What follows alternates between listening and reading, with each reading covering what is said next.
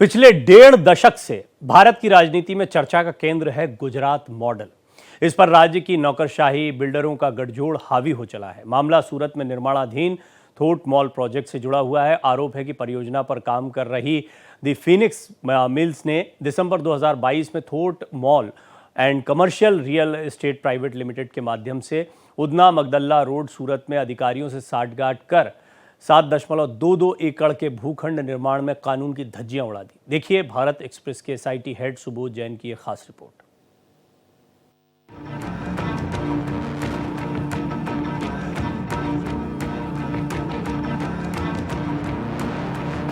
मामला गुजरात के सूरत में निर्माणाधीन थॉट मॉल प्रोजेक्ट से जुड़ा है। आरोप है कि परियोजना पर काम कर रही द फ्यूनिक्स मिल्स ने दिसंबर 2022 में thought mall and commercial real estate private limited के माध्यम से उधना मगदल्ला रोड सूरत में 7.22 एकड़ के भूखंड का अधिग्रहण किया था, जिस पर निर्माण के लिए मंजूरी मिलने से पहले न केवल बड़ी संख्या में पेड़ों को काट दिया गया, बल्कि अवैध तरीके से खनन भी शुरू कर दिया गया।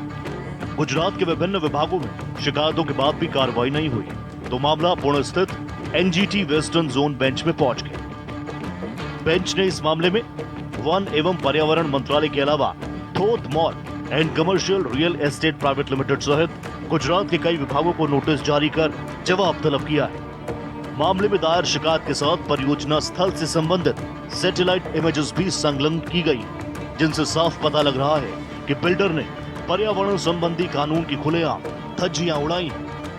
देखिए, ये हमारे लिए भी सबसे बड़ी शॉकिंग बात रही है कि कैसे कि एक स्टेट अथॉरिटी ने इम्पैक्ट असेसमेंट अथॉरिटी ने इस पर कोई एक्शन नहीं लिया, क्योंकि 2020 में लैंड आपको मिल गई, लेकिन उसका मतलब ये नहीं है आपको कंस्ट्रक्शन की परमिशन मिल गई जहाँ पे ट्रीज लगी।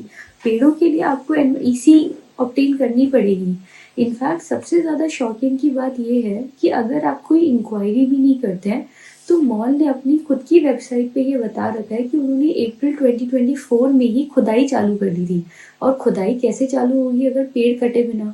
तो इसका मतलब पेड़ भी पहले से काट दिए गए। उसके बाद भी इतना prima facie material public domain में अवेलेबल होने के बाद भी इंक्वायरी नहीं करना एक स्टेट पे बहुत बड़ा सवाल उठाता है, और ये भी बताता है कि हम अपने पर्यावरण के प्रति स्टेट का क्या एटीट्यूड है। दरअसल 20 दिसंबर 2023 को गुजरात स्थित राज्य पर्यावरण प्रभाव आकलन प्राधिकरण यानी SEAC ने अपनी 745वीं बैठक के दौरान सूरत स्थित उधना मैगडला रोड पर करीब 7.22 एकड़ के भूखंड पर थॉट मॉल प्रोजेक्ट के निर्माण की अनुशंसा की थी। आरोप है कि पर्यावरण संबंधी मंजूरी मिलने से पहले ही बिल्डर और संबंधित कंपनी ने पर्यावरण कानून से संबंधित तमाम नियमों का उल्लंघन करते हुए न केवल बड़ी संख्या में पेड़ों को काटा, बल्कि अवैध तरीके से खनन भी शुरू कर दिया।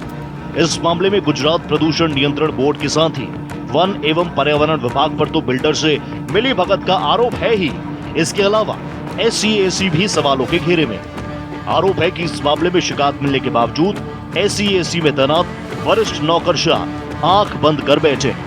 हैरानी की बात तो ये है कि उन्होंने SEAC की अपनी वेबसाइट से इस परियोजना से संबंधित 745वीं बैठक की जानकारी भी गायब कर दी है। आई एम श्योर कि वो गायब हुए हैं कि या कभी पब्लिश ही नहीं गए, वो स्टेट को जवाब दे रहा है।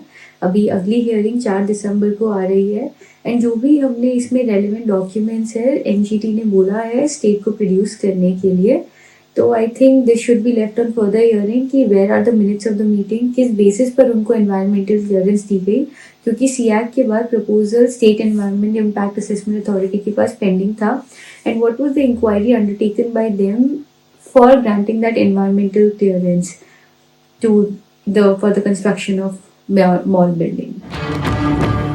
इस मामले में भारत एक्सप्रेस ने SEAC के चेयरमैन अक्षय कुमार सक्सेना को 2 बार ईमेल कर इस मामले में लग रहे आरोपों पर जवाब मांगा। उनसे पूछा गया कि जब आपके संस्थानों को उपरोक्त परियोजना के दौरान नियमों का खुलेआम उल्लंघन होने की जानकारी मिल गई थी, तो फिर कार्रवाई क्यों नहीं की गई? परियोजना को मिली मंजूरी से पहले वहां खुदाई और पेड़ों को काटने की जानकारी आपके संस्थानों को समय पर मिल गई, लेकिन मौके पर मौजूद तमाम प्रमाणों को जानबूझकर नजरअंदाज करने का क्या कारण था? उक्त परियोजना के लिए बिल्डर को कम क्षमता का STP लगाने की छूट देने का क्या कारण था? जबकि अन्य परियोजनाओं में ऐसा नहीं किया गया। इस मामले में शिकायतकर्ता ने विभिन्न सरकारी दस्तावेजों और शोध पत्रों का हवाला देकर स्पष्ट किया है कि उक्त परियोजना पर आपके संस्थान की विशेष कृपा बनी हुई थी, जैसे कम मात्रा में पानी के उपयोग को लेकर बिल्डर के आवेदन को सही मानकर मंजूरी दे देना, जैसे मिट्टी की अधिक मात्रा में खुदाई होने की जानकारी के बावजूद बिल्डर द्वारा उसकी कम मात्रा बताए जाने पर भी चुप्पी साधे रहना। लेकिन हैरानी की बात है कि तमाम तथ्य और जानकारी सामने आने के बावजूद SCAC ने परियोजना का काम रुकवाने या सीलिंग की कार्रवाई करने के बजाय पूछे गए सवालों का जवाब तक नहीं दिया। मई 2024 के अंदर इनको एनवायरमेंटल क्लियरेंस मिली है और इन्होंने कंस्ट्रक्शन चालू कर दी थी उस लैंड पर 2022 में ही।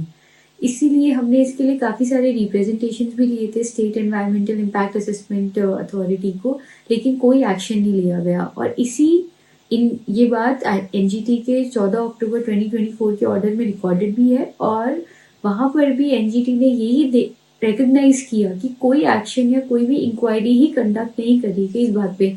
अगर यही ऐसा देश का रहा तो फिर एनवायरमेंटल क्लियरेंस का मतलब ही क्या है? वो तो सिर्फ एक कागजी बात बन के रहेगी।